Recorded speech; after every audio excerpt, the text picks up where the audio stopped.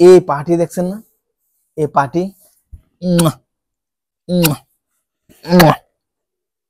এই পায়ের নিচে হচ্ছে আমার জান্নাত। আসসালামু আলাইকুম সুপ্রিয় দর্শক, আপনারা কি দুনিয়া ও আখেরাতের শান্তি পেতে চান?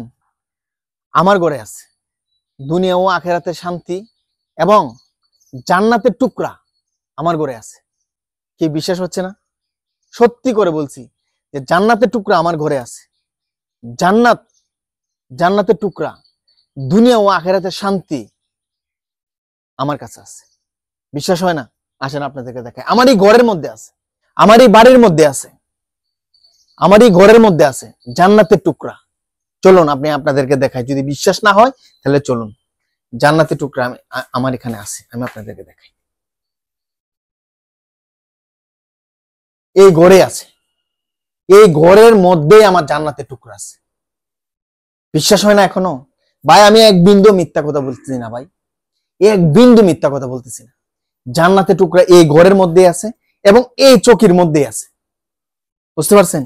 এই দেখেন এই জান্নাতের টুকরার সাথে এই যে আমি ঘুমাচ্ছি, এই যে হচ্ছে আমার জান্নাতের টুকরা, এই জান্নাতের টুকরার সাথে আমি ঘুমাচ্ছি। বিশ্বাস হয় না? সত্যি ভাই।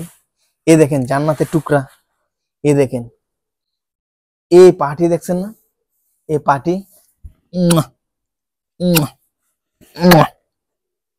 এই পায়ের নিচে হচ্ছে আমার জান্নাত।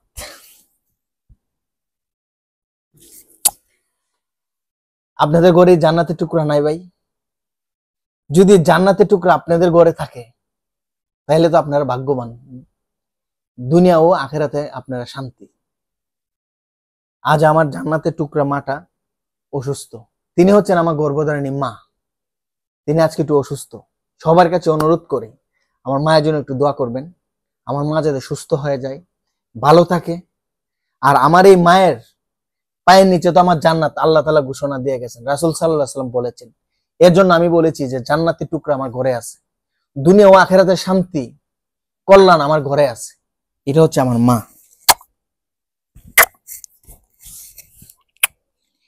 এই মায়ের পায়ের নিচে সন্তানের বেহেশত যদি হয় তাহলে কি ভাই আমি বলতে পারি না যে জান্নাতের টুকরাটা আমার ঘরে আছে?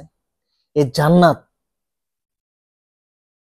কোটি কোটি টাকা দিয়ে কি হবে যদি মা ঘরে না থাকে?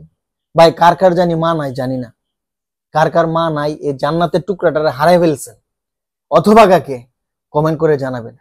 আর কারা আমার মতো সৌভাগ্যবান যারা এই জান্নাতের টুকরাটা ঘরে আছে, মায়ের পায়ে ইচ্ছা করলেই চুমে খেতে পারবেন।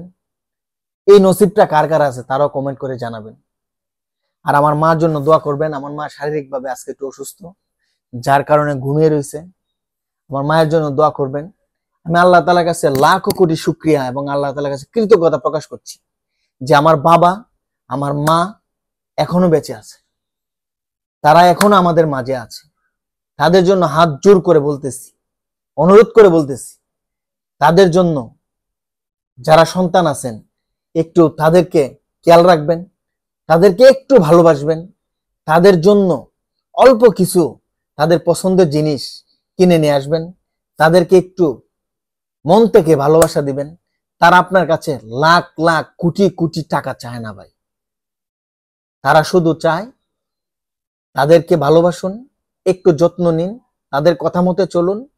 যদি মায়ের কথা মতো চলতে পারেন, বাবার কথা মতো চলতে পারেন, অনেক বক্তার ওয়াজে বলে দেখেন না যে যদি মা বাবা সন্তুষ্ট থাকে তাহলে তাদের পায়ের নিচে আপনার জান্নাত, আপনি বেহেশত। তাহলে আমি মনে করি আমার মা পায়ের নিচে আমার জান্নাত, আমার বেহেশত। এর জন্য আপনাদেরকে বলছি এই ঘরেই আছে আমার জান্নাতের টুকরা। আর এই জান্নাতের টুকরার যে পাগুলো দেখতেছেন তার নিচে হচ্ছে আমার জান্নাত। তো সবাই আমার মায়ের জন্য দোয়া করবেন, আমার জন্য দোয়া করবেন। আমি যাতে সবসময় আমার বাবা মাকে সেবা করতে পারি, তাদের চরণের তলে সবসময় থাকতে পারি, তাদের সন্তুষ্ট নিয়ে আমি দুনিয়া থেকে বিদায় নিতে পারি। আর আমার মা বাবাকে যাতে আল্লাহ তাআলা আরো লম্বা হায়াত দান করেন এবং সুস্থতাতে জীবনযাপন করেন।